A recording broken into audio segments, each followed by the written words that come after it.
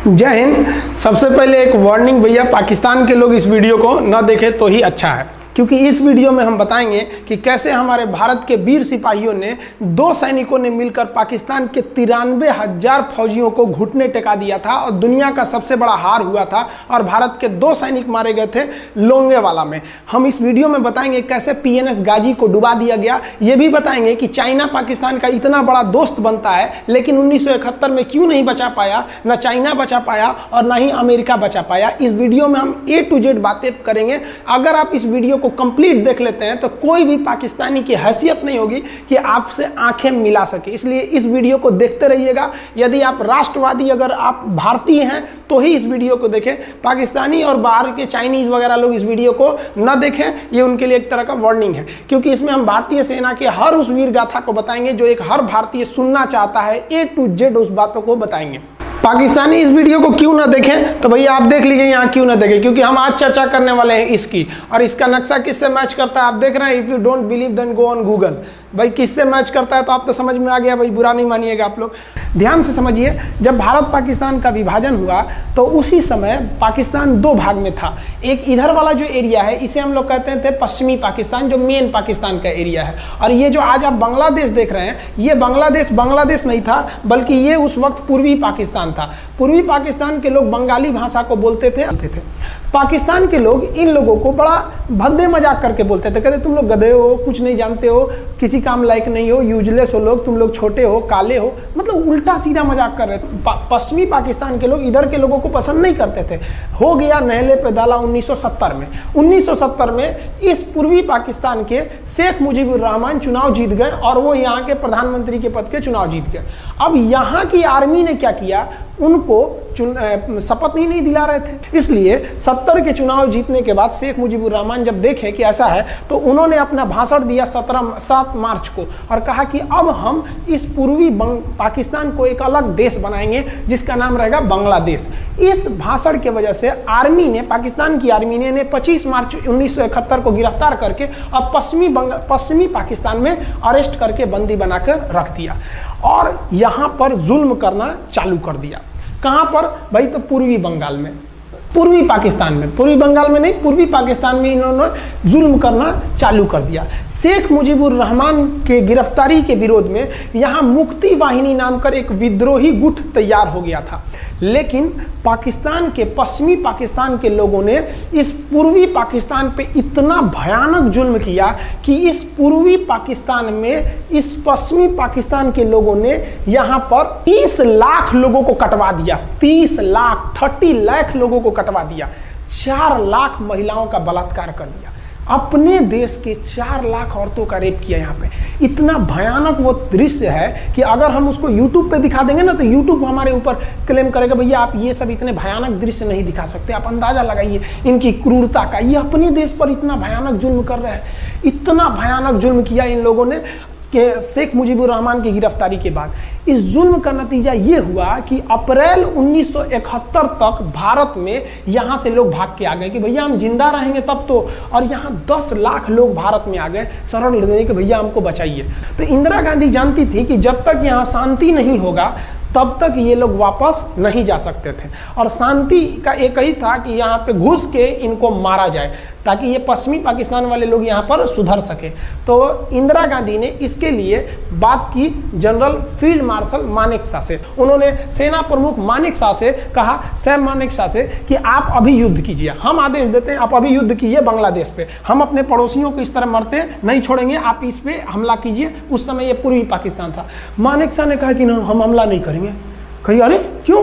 कहा कि आप महीना देख रही हैं, अप्रैल का महीना है। अप्रैल के महीने का मतलब बरसात का दिन सर पे है, और बरसात के समय पूरब का हाल क्या होता है, एकदम भयानक बाढ़ आ जाती है। और उन्होंने एग्जाम्पल भी दिया कि सिकंदर की फौज भी हाथी लेके आई थी और कीचड़ में फंस गई थी कि अगर यहाँ हम लड़ जाते हैं तो यहाँ बरसात रहेगा, हम यहाँ उलझ जाएंगे, ये एरिया सूखा रहेगा, चाइना का ऊपर से एरिया सूखा रहेगा, ये हमला कर देंगे, हमको 3 ओर से लड़ाई लड़ना पड़ेगा। मानेकशॉ ने इंदिरा गांधी से कहा कि आप 2-3 काम कर लीजिए।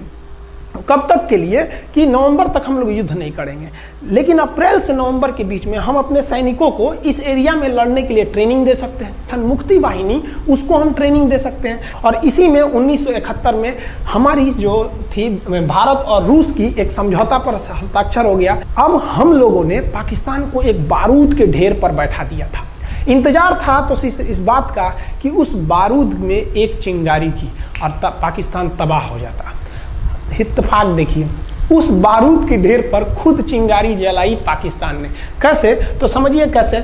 हम लोग का था कि इधर हम लोग ऑफेंसिव हो जाएंगे, मतलब इधर भयानक हमलावर हो जाएंगे, और इधर हम लोग डिफेंसिव रहेंगे, मतलब इधर कम हमला करेंगे, ताकि हम लोग का मेन मकसद पाकिस्तान से युद्ध नहीं था।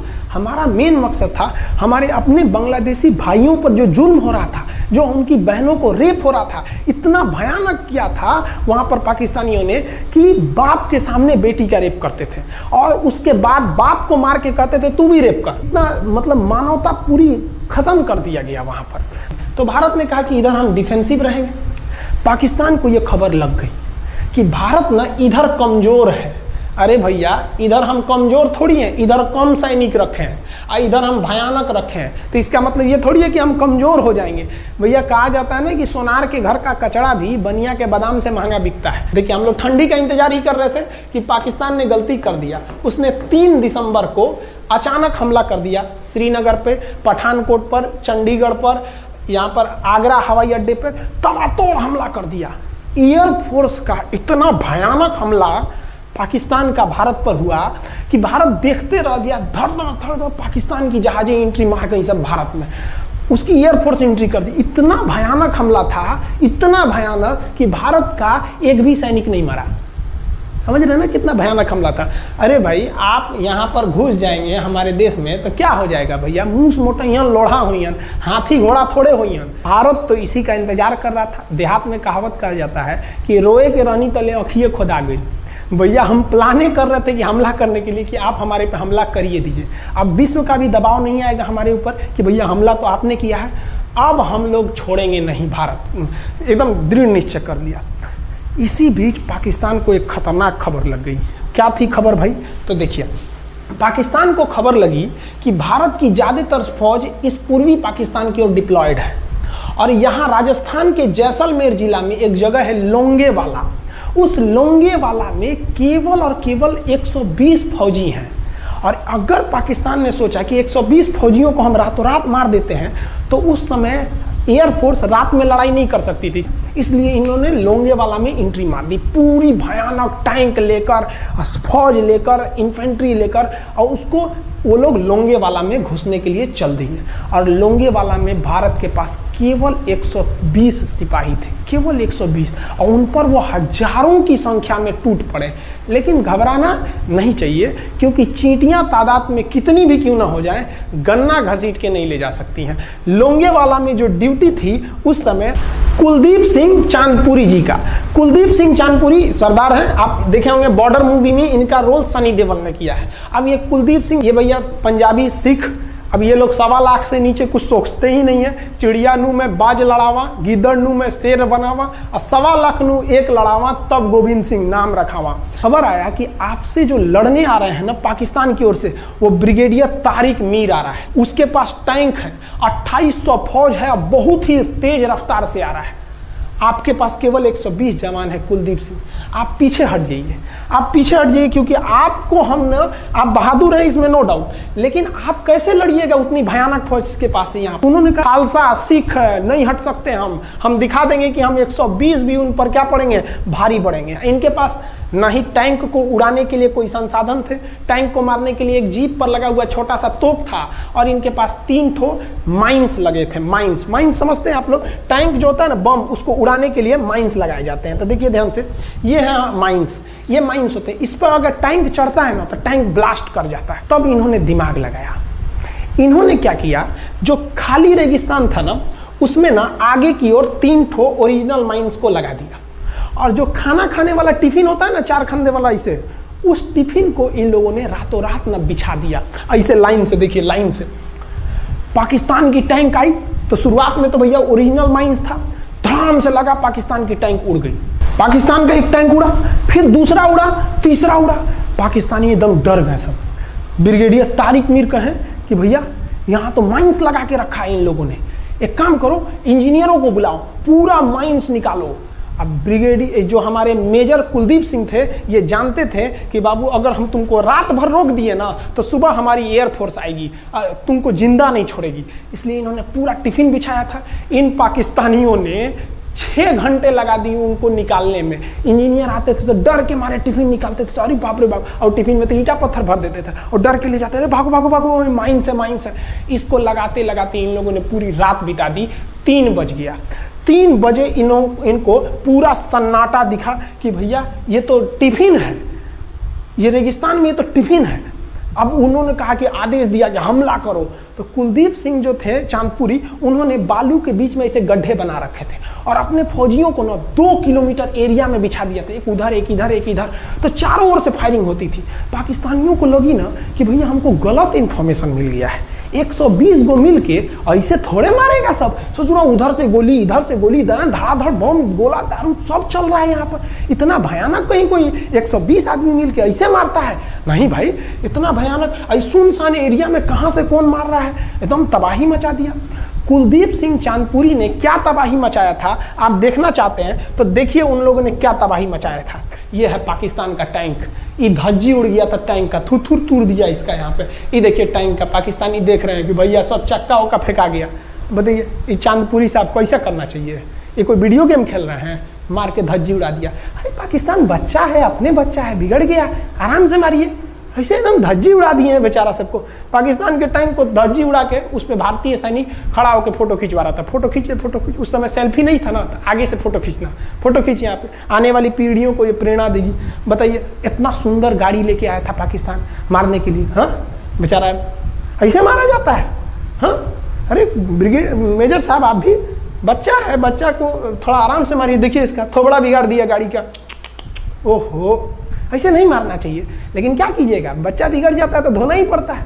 ये हाल कर दिया रात भर में। सोचिए रात में इतना बुरा मारा, दिन में दिखता तो पूछ डाल रहा पूरा। एकदम भयानक तबाही मचा दिया मेजर कुलदीप सिंह चांदपुरी ने। इनके आगे कौन खड़े थे? ब्रिगेडियर पाकिस्तान के ब्रिगेडियर साहब। ब्रिगेडियर साहब को कहने लगी भैया ये तो बहुत बुरा मार रहा है सब।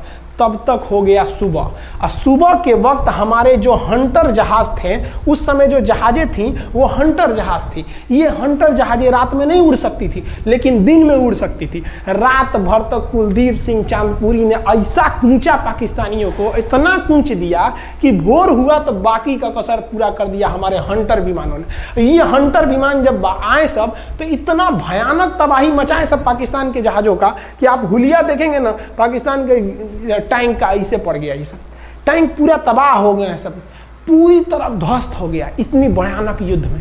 3 तारीख को पाकिस्तान ने हमले की शुरुआत की और ये 4 तारीख का शकल देखिए पाकिस्तान का। इतना भयानक धज्जी उड़ा दिया पाकिस्तान का जिसका कोई हद नहीं।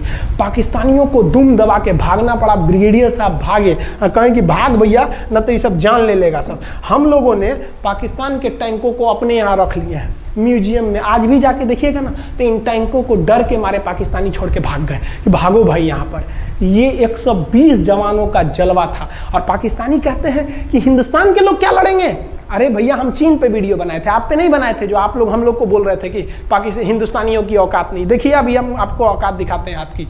ये आपका टैंक है, आके ले जाइए, हिम्मत है तो लेके जाके दिखाइए यहाँ पर। हाल तो ये हो गया था ना कि हम लोगों ने जो पाकिस्तानियों की जान ली थी ना, डर के मारे वो लाश उठाने नहीं आए थे, लाश को गिद्ध खा गए थे सब। हम लोग बोल रहे थे कि भैया हम गोली नहीं चलाएंगे, लाश लेके चल जाओ। हम नहीं जाएंगे, तुम लोग रेगिस्तान को कब्रिस्तान बना दिए हो। रेगिस्तान को कब्रिस्तान हम लोग हमला करने आए थे, शुरुआत तो तुमने किया था यहाँ पे। तो ये गिद्ध खाए थे सब, सफाई उफाई का काम ये किए थे सब। अब पाकिस्तान हम लोग को धमकी देता है। आज भी वो नहीं सुधरे हैं। आज भी हमने जो चाइना पे वीडियो बनाया था उस पर वो हमको धमकी देता है कि भारत की आर्मी कुछ नहीं कर सकती। अरे भैया आप सोचिएगा भी मत, अभी के समय में तो मत सोचिएगा। जानते हैं क्यों? देख लीजिए इधर अभी कौन बैठा है भारत में, समझ में आ रहा है? आप लोग तो पहले पाकिस्तान वाले लोग इस बात पर रिसर्च कीजिए कि इनमें ज़्यादा खतरनाक कौन है आपके लिए। हमको तो यही ज़्यादा खतरनाक लगते हैं भाई। समझ में आया आप लोग को? तो अभी देखिए ध्यान से, यहाँ पर पाकिस्तान ने जो हार हुई थी लोंगेवाला में, ये हार में पाकिस्तान की तो कमर टूटी और पाकिस्तान का पूरा मनोबल टूट गया कि ससुरा 120 गो मिल के ऐसे कैसे धो दिया सब, बताइए इतना भयानक धोया जाता है। तो ये शुरुआत तो इन्होंने किया 3 तारीख को, 4 तारीख को हमने धो दिया। अब बचा नेवी कहे कि भैया आर्मी को मौका दिए, एयरफोर्स को मौका दिए, रात में आर्मी धोई, सुबह में एयरफोर्स धोई, हम नहीं धोएंगे क्या? हम भी धोएंगे। नेवी कब पहुंची? 5 दिसंबर 1971 को कराची पहुंच गई और कराची में जब पहुंची ना तो कराची को तबाह कर दिया। इतना भयानक बम्बार्डमेंट किया कराची पर कि कई दिन तक कराची बंदरगाह पर आग लगा था और कराची बंदरगाह को तो उन्होंने ऐसा धज्जी उड़ाया जिसे लग रहा था सिंधु सभ्यता बना दिया उनको। तो पाकिस्तान की, पश्चिमी पाकिस्तान का कमर टूट गया। पाकिस्तान वालों ने कहा कि ससुरा सब बोल रहा था कि हम इधर डिफेंसिव है, यानी ज़्यादा हमला नहीं करेंगे, ज़्यादा हमला इधर करेंगे। ससुरा इधर कैसे मार रहा होगा सब, अभी इधर भी बताते हैं कैसे मारा सब। ये कराची पहुंच गया, आप देखेंगे क्या हाल किया था सब कराची पे। कराची में जब मारा गया था ना इन पाकिस्तानियों को, तो ये पाकिस्तानी भाग गए थे सब ग्वादर में, ये ग्वादर भाग गए। अभी इनसे ग्वादर भी जाने वाला है, पूरा राज्य चला जाएगा इनसे, बलूचिस्तान। छुप के गए थे लोग ग्वादर बंदरगाह पे। अगर हम झूठ बोल रहे हो तो आप खुद पता कीजिएगा अपने यहाँ के इतिहास में भाई, हिंदुस्तान ये ग्वादर बंदरगाह पे छुप गए थे सब। आप देखिए कराची का क्या हाल हुआ था उस समय, हमारे एयर नेवी ने क्या हाल किया था। पाकिस्तान का जितना जहाज बस मिल जाए कि भैया ये जहाज किसका है, तो भैया जब पता चले कि भैया ये जहाज पाकिस्तान का है, ये हाल हो जा रहा था जहाज का। यहाँ देख लीजिए इनका पूरा ध्वस्त का, भैया ऐसे मारा जाता है। हाँ अरे भाई, बच्चा को बच्चा की तरह मारना चाहिए। इंडिया की नेवी ने भी हद कर दिया, बताइए इस तरह मारा जाता है।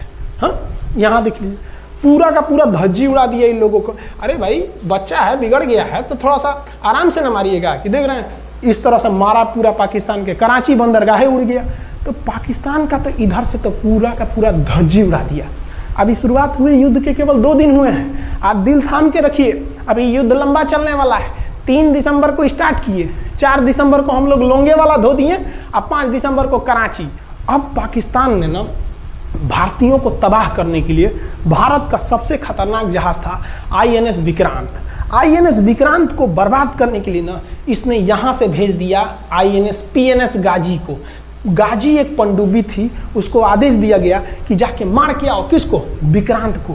क्योंकि अगर विक्रांत जहाज डूब जाता तो वाकई उस समय हमको युद्ध जीतने में बहुत दिक्कत आ जाती। तो ये गाजी कैसे डूबा, इसको हम लोग एगो खराब जहाज से मार दिए। तो अब इधर समझते हैं कि जब उधर इतना भयानक धोए तो इधर कितना बुरा धोए होंगे, इसको बारे में हम लोग समझते हैं। भारतीय सेना अब पूरब की ओर क्या क्या काम की, इसको ध्यान से समझिए। ये मुक्ति वाहिनी जो थी बांग्लादेश की, वो अंदर ही पाकिस्तानी फौजियों को मार रही थी गली कुची में दौड़ा दौड़ा के, क्योंकि इन पाकिस्तानी फौजियों ने वहां पर रेप किया, मर्डर किया और इनका साथ दे रही थी इधर से हमारी इंडियन आर्मी और ऊपर से हमारा एयरफोर्स। ये तबाह कर दिए थे, इनको भागने के लिए भी जगह नहीं था। और इसी में इनका सबसे बड़ा सरदर्द बन गया था इंडियन नेवी, क्योंकि इनको जो मदद थी, देखिए ये पूर्वी पाकिस्तान है, इनको मदद जब भी मिलेगी तो इधर से ही मिलेगा। अब बताइए यहाँ से तो कोई जाएगा नहीं, बेवकूफ़ भी नहीं होगा जो इधर से मदद करने जाएगा।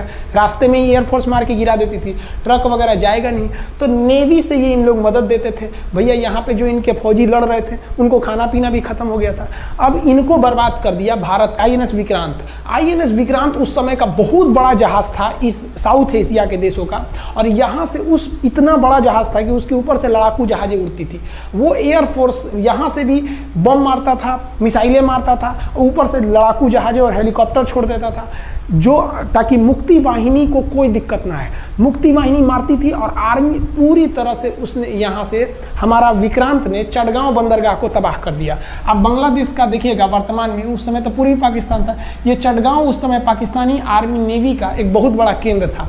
इधर हम लोग ने उड़ा दिया कराची, इधर उड़ा दिया हम लोग ने चटगांव। अब मुक्ति वाहिनी को कोई खास दिक्कत नहीं आ रहा था।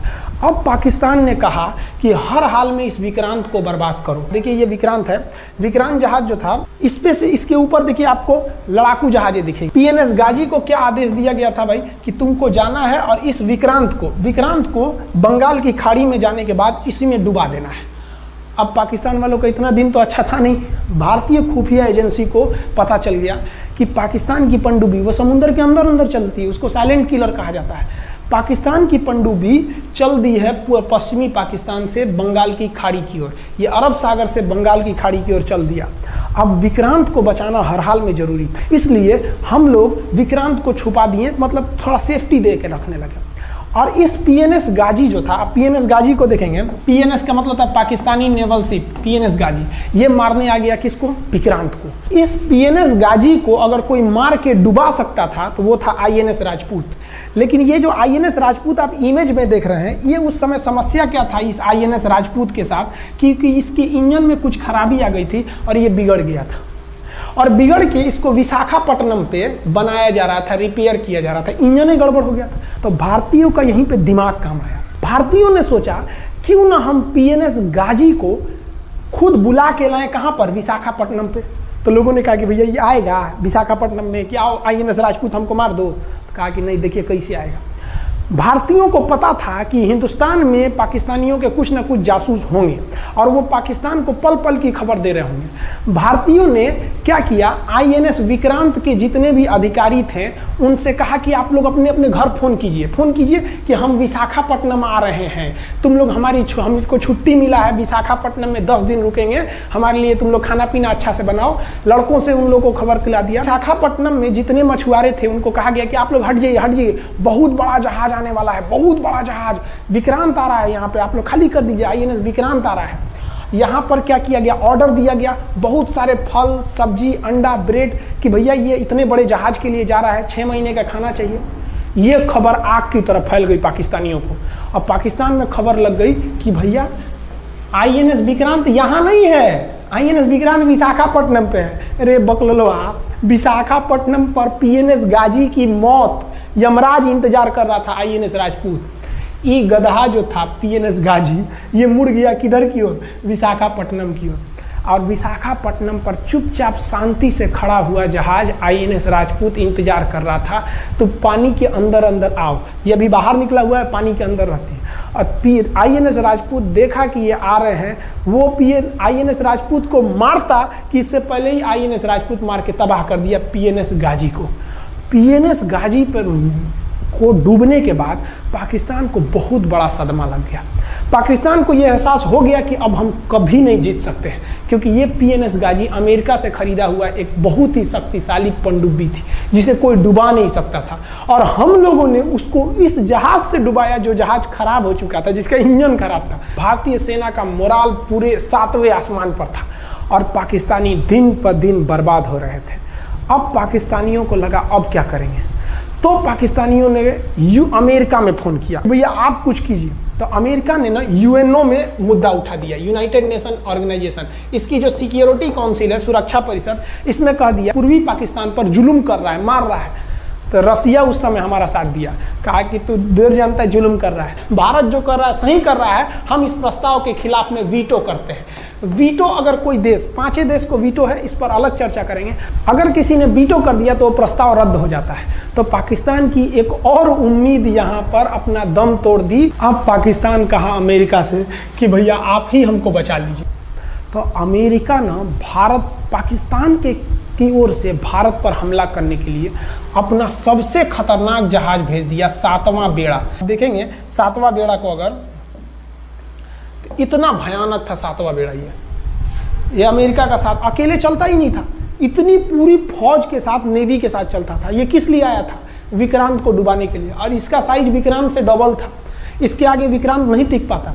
अब इंदिरा गांधी भी टेंशन में रह गई। ले, तब उस समय इंदिरा गांधी को याद आया कि भैया हमारा एक और तो हम समझौता करके आए हैं, अगर अमेरिका पाकिस्तान का साथ दे सकता है तो रूस से हम भी तो समझौता करके आए हैं। तो भारत ने रूस को कहा कि भैया अमेरिका इतना भयानक 7वां बेड़ा भेज दिया, आप हमारी मदद कीजिए।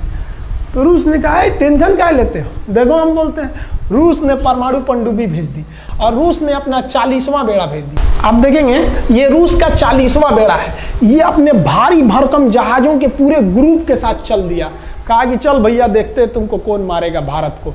और अमेरिका को सीधा कह दिया कि भैया विक्रांत पर अगर आपने हमला किया तो ये हमला हम रूस पर हमला मान लेंगे। यहाँ पर खड़ा था भारत का विक्रांत और उसकी सपोर्ट में खड़ा था रूस का 40वां बेड़ा। और रूस ने यमन से अपनी एयरफोर्स को भी कह दिया था कि भैया तुम भारत की देखभाल करना। तो भारत की सुरक्षा के लिए इतने लोग, और अमेरिका अपना 7वां बेड़ा लेके यहाँ मुंह देख रहा था, और ब्रिटेन ने भी अपने ईगल नाम के बेड़ा को भी भेज दिया था। तो ये 2 लोग हमारे खिलाफ आ गए थे लड़ने के लिए कि अब बताइए, हम लोग बांग्लादेश की भलाई सोच रहे थे, और अमेरिका का 7वां बेड़ा और रूस का ब्रिटेन का ईगल हम लोग के खिलाफ था, और हमारा अपना विक्रांत और रूस की एयरफोर्स और उसकी 40वां बेड़ा हमारे साथ थी। ये पूरी तरह से बाउंड्री बना दिया था 40वां बेड़ा। 40वां बेड़ा का कहना था कि भैया हमारे जहाज पर ऑटोमेटिक मिसाइल लगी है, तुम अगर इधर आओगे तो हम मार देंगे तुमको ऐसे ही। रूस ने अपनी सारी पनडुब्बियों को ऊपर उठा दिया समुद्र के ऊपर, ताकि सैटेलाइट से और दूसरी निगरानी से देखा जा सके, और यही हुआ भी। वो लोग रूस के इतने खतरनाक जहाज़ों के ग्रुप को देखकर घबरा गए, इतना घबरा गए कि ब्रिटेन ने कहा था we are too late. Britain का ईगल बेड़ा अमेरिका के 7वां बेड़ा से कर रहा है कि रे उधर मत जो, बहुत देर हो गया है, वो पहले पहुंच गया है रूस, अब मारेगा वहीं तबाह हो जाओगे यहाँ पे। तो 7वां बेड़ा ने धमकी दिया कि हमारे जहाज में परमाणु बम लदे हुए हैं। तो 40वां बेड़ा ने रिप्लाई किया था कि हम भी जब चले थे ना तो परमाणु बम लादे के चले थे, और गिनती जब कर रहे थे तो हम भी गिनती किए थे, 250 हमारे पास भी परमाणु बम था, लेकिन इतना ज़्यादा था कि सोचे कि कौन गिनेगा, बाद में गिनेंगे, आ जाओ देखते हैं किसके पास कितना है। तो रूस ने हमसे सच्ची दोस्ती निभाई थी, और इधर शेख मुजीबुर रहमान की जो मुक्ति वाहिनी थी वो अपना काम कर रही थी। अब भारत आर पार की लड़ाई में था, पाकिस्तान हर मोर्चे पर हारते जा रहा था। भारत सरकार ने पाकिस्तान पर मनोवैज्ञानिक दबाव बनाने के लिए निर्मलजीत सिंह अरोड़ा ने एक प्लान बनाया। उन्होंने एयरफोर्स को पूर्वी पाकिस्तान यानी जो अभी बांग्लादेश है, तो ढाका के ऊपर एयर ड्रॉप करा दिया, हवाई जहाज से सैनिकों को उतार दिया, और उन सैनिकों के भेष में उसमें सैनिक कम थे, और उसमें केवल पुतलों को नीचे उतारा गया था। ये केवल इंडियन आर्मी जान रही थी कि पुतला नीचे उतरा है सर, लेकिन मीडिया ने तो इसको खबर को आग की तरह फैला दिया। और इसमें हम धन्यवाद देना चाहेंगे हाथ जोड़कर BBC न्यूज का। और BBC ने ये छाप दिया कि इंडियन एयरफोर्स ने ढाका पर 5000 एयर ड्रॉप करा दिया फौजियों को। अब ये गली गली खोज खोज के पाकिस्तानी फौजियों को मारेंगे कि तुम क्यों मार रहे हो हमारे बांग्लादेशी भाइयों को। और बांग्लादेश की मुक्ति वाहिनी वैसे ही उनके पीछे पड़ी हुई थी पाकिस्तानियों के। अब पाकिस्तानियों का पूरा मनोबल टूट गया, पाकिस्तानी गली गली छुप गए सब। सोचिए, ये पुतला से डर जा रहे थे सब, रियलिटी में ये फौजी नहीं थे, ये पुतला गिराया गया था एयर ड्रॉप करके। अब वो लोग डर के मारे भाग गया यहाँ पर। अब एयरफोर्स ने देखा कि उसके ये छोटे से वैज्ञानिक दबाव का इतना खतरनाक असर पड़ा है। एयरफोर्स ने कहा कि अब एक काम करते हैं, अब आर पार को अब ठोक डालते हैं पाकिस्तान को, अब जो होगा सो देखा जाएगा। एयरफोर्स ने बांग्लादेश के जो गवर्नर थे उनके घर पे हमला कर दिया। अब वो घर में नहीं थे, वो तो बच गए। बचने के बाद डर क्या होता है, देखिए डर किसको कहा जाता है। जो उनके गवर्नर हाउस थे AH मलिक, इन्होंने त्याग पत्र दे दिया। भैया जिंदगी रहेगी तो बहुत नौकरी करेंगे, डर के मारे त्याग पत्र दे दिया। सोचिए, गवर्नर, क्योंकि पाकिस्तान का एक राज्य ही तो था पूर्वी पाकिस्तान। जैसे हमारा एक राज्य है उत्तर प्रदेश, बिहार, महाराष्ट्र, वहाँ पे भी गवर्नर होते हैं ना, संवैधानिक हिसाब से गवर्नर मालिक होता है उस जगह का। त्याग पत्र दे दिए। सोचिए, ये डर था उनके अंदर। निर्मलजीत सिंह अरोड़ा जो लेफ्टिनेंट जनरल थे, जनरल तो हमारे मानिक शाह थे, लेफ्टिनेंट जनरल थे जिन्हें बांग्लादेश जीतने की जिम्मेदारी दी गई थी, मतलब उसे सुरक्षा करने की जिम्मेदारी दी गई थी। वो पाकिस्तान के लेफ्टिनेंट जनरल नियाजी से बात किए और उन्हें कहे कि हम आपको आधा घंटा का टाइम देते हैं, और आप इस आधा घंटा में विचार कीजिए आप सरेंडर करते हैं कि नहीं। अगर आप सरेंडर कर देंगे तो हम आपको गारंटी देते हैं कि आपके सैनिकों को जिंदा रखा जाएगा, और अगर आप हमारी बात को नहीं मानेंगे, देखिए गवर्नर साहब के घर है, कोई ठीक नहीं है, आपके घर पे भी यही हो जाएगा। क्योंकि अगर आप हमारे सामने सरेंडर नहीं करिएगा तो याद रखिए हम अपने हमले को 10 गुना और तेज कर देंगे। और हार तो आप चारों ओर से गए हैं। भारत चाहता था कि जल्दी से जल्दी इस युद्ध को खत्म किया जाए, क्योंकि अब ये अंतर्राष्ट्रीय मैटर हो चुका था। अब अमेरिका अपना नाक पे ले लिया था कि भैया हमारा जहाज मार के गिरा दिया। PNS गाजी उसी की पनडुब्बी थी, वो तो पाकिस्तान को दिया। 7वां बेड़ा को नहीं घुसने दिया, तो अमेरिका की किरकिरी हो रही थी। ब्रिटेन के ईगल को घुसने नहीं दिया, उसकी किरकिरी हो रही थी। और भारत को उस समय लोग कहते कि ये गरीब देश है, अभी आज़ाद हुआ है। 1971 में हमारी यही हाल थी, और सारे लोग कह रहे थे हम उसको गरीब समझ रहे थे, रुआ के रख दिया अमेरिका को, हर जगह धो दिया पाकिस्तान को। अब बेचारे नियाजी क्या कर सके। नियाजी को आधे घंटे का टाइम दिया गया। 16 दिसंबर 1971, याद रखिएगा दिन, 16 दिसंबर 1971। ये हमारे इतिहास का 13 दिन के युद्ध में हमने पाकिस्तान को धूल चटा दिया था, क्योंकि 3 दिसंबर को पाकिस्तान ने युद्ध स्टार्ट किया था और 16 दिसंबर को हम लोगों ने जनरल नियाजी से आत्मसमर्पण करवा लिया। और आत्मसमर्पण आप देखना चाहेंगे जनरल नियाजी का। जनरल नियाजी इन्होंने हमारे लेफ्टिनेंट जनरल निर्मलजीत सिंह अरोड़ा के सामने आत्मसमर्पण साइन किया, और साइन करने के बाद बांग्लादेश के ढाका रेस कोर्स में इन्होंने साइन किया, और इनकी आंखों में आंसू था। एक देश के सेनापति के लिए इससे शर्म की बात क्या है, जो गिनीज बुक में नाम रिकॉर्ड करा दिया। गिनीज बुक में कैसे? देखिए, पाकिस्तान के लोग हम चाइना के वीडियो बनाए थे, उस पर कमेंट कर रहे थे कि इंडियन आर्मी कुछ नहीं कर सकती। देखो, बांग्लादेश तुम्हारी बहादुरी का जीता जागता उदाहरण है। तुम्हारे यहाँ का 93,000 फौज, सोचिए 93,000 सैनिक पूरी दुनिया में आज तक आत्मसमर्पण नहीं किया। ये 93,000 लोगों ने आत्मसमर्पण कर दिया। देख लीजिए, ये अपना बंदूक फेंक दिए, अपने स्टार नोच के उतार दिया कि भैया हम लीजिए आत्मसमर्पण कर रहे हैं, बेल्ट उतार के दे दिया, अब चलिए जहां ले जा रहे हैं, जितना लाठी मारना है हमारी, आत्मसमर्पण। ये वही पाकिस्तान है, याद रखिए। आप याद कीजिए, हमारे 120 सैनिकों ने आपको धूल चटा दिया था लोंगेवाला में। केवल 2 सैनिक मरे थे लोंगेवाला में, और पूरी की पूरी आपको भगा दिया था 4 दिसंबर को ही। और आप याद कीजिए, बहुत बहादुर बनते हैं ना। 93,000 फौज आपकी हार के गई है यहाँ से। इतना बड़ा हार दुनिया में आज तक कहीं का नहीं हुआ है। 93,000 सैनिक सरेंडर करके गए हैं भारत के सामने से। क्या बात कीजिएगा आप हमारे सामने। तो ये है, गिनीज बुक में नाम है। ये तो है भैया पाकिस्तान की आर्मी, एक तरह से गिनीज बुक में नाम है ना जी। भले हारने से नाम है तो क्या हुआ, पाकिस्तान के लिए इससे खुशी की बात क्या हो सकती है कि भैया गिनीज बुक के नाम है। अब इन लोगों को जेल में बंद कर दिया गया, बाद में हम लोगों ने इन्हें छोड़ भी दिया था। और इस सरेंडर के बाद बांग्लादेश के जो मुक्ति वाहिनी थी, उसके चेहरे पर यह मुस्कान थी कि बांग्लादेश अब स्वतंत्र हो गया। ढाका, इंदिरा गांधी का स्टेटमेंट था, ढाका स्वतंत्र राजधानी है स्वतंत्र बांग्लादेश की। ये खुशी थी बांग्लादेशियों के चेहरे पर, जिनकी बहनों की इज्जत आबरू लूट ली गई थी उन्हीं देश के फौजियों के द्वारा। जिनके ये जो नियाजी थे, जब इन्हें लेफ्टिनेंट गवर्नर बना के भेजा गया था बांग्लादेश में, तो ये नहीं पूछे थे कि बांग्लादेश का स्थिति क्या है। ये पूछे थे कि जिन लड़कियों का रेप हुआ है वो कहाँ है, सब दिखाओ तो, मतलब ये भी जाके करेंगे। ये हाल था। ये इनके चेहरे पर मुस्कुराहट थी। बाद फिर मुजीबुर रहमान को पाकिस्तान से स्वतंत्र कराया गया। भारत ने जो अपना वादा किया था कि शेख मुजीबुर रहमान को स्वतंत्र करेंगे, बांग्लादेश को स्वतंत्रता दिलाएंगे, उनके अधिकारों के लिए लड़ेंगे, भारत ने अपने वादा को पूरा किया। आज शेख मुजीबुर रहमान की बेटी शेख हसीना बांग्लादेश की कमान संभाले हुई हैं। शेख हसीना, जब हमको याद है जब वो भारत आई थी तो एयरपोर्ट पे, तो मोदी जी एयरपोर्ट पर रिसीव करने गए थे, जबकि ऐसा नहीं होता है।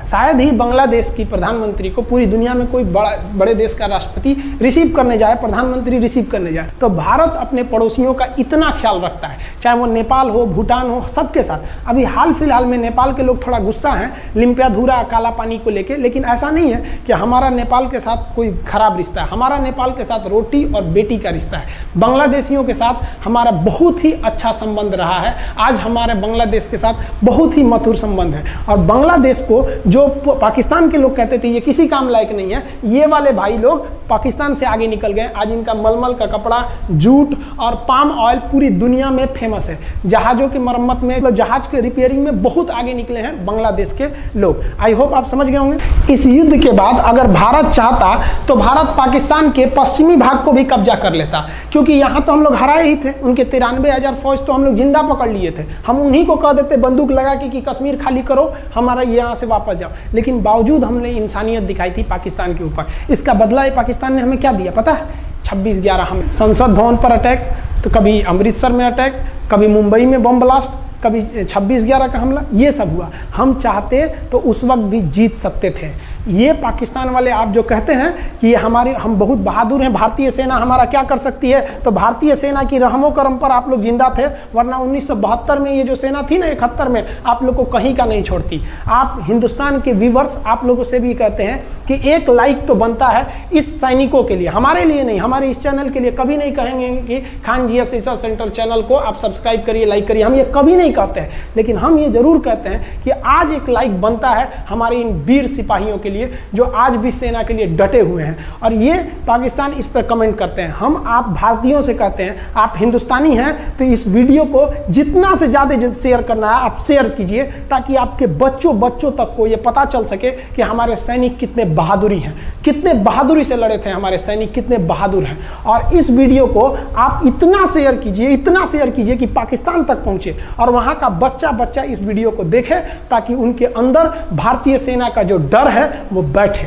ये डर जरूरी है उनके अंदर, ये डर उनकी हड्डियों तक जाना चाहिए। और हाँ, कोई भी देश के हो, हर देश को अपने सैनिकों के लिए सम्मान करना चाहिए। हम ये कोई मनगढ़ंत कहानी नहीं बताएं, हम अपने सैनिकों की वीर गाथा बताएं जो A to Z अक्षरशः सही चीजें हैं। समझ में आया? आप इस वीडियो को देख रहे हैं तो मेरे साथ बोलिए आप लोग, भारत माता की जय। पाकिस्तान के युद्ध का जो हम सीरीज बना रहे हैं, आज 71 का युद्ध बढ़ाएं। हम आपको कल 1948 का युद्ध बता देंगे, 65 की लड़ाई में वीर अब्दुल हमीद ने जो बहादुरी दिखाई, फिर आपको हम 84 का सियाचिन, 99 का करगिल और 62 की चाइना युद्ध के बारे में भी बता देंगे। याद रखिएगा, चाइनीज और पाकिस्तानी इस वीडियो को डिसलाइक जरूर करेंगे, आप उन पर भारी पड़िएगा। ये वीडियो आप संभाल के रखिएगा, अपनी पीढ़ियों को दिखाइएगा कि हमारी सेना कितनी बहादुर थी। एक सैल्यूट हम अपने वीर जवानों के लिए। जय हिंद। हम बहुत ही सौभाग्यशाली हैं जो ऊपर वाले ने हमें हिंदुस्तानी बनाया। I proud to be Indian. जय हिंद।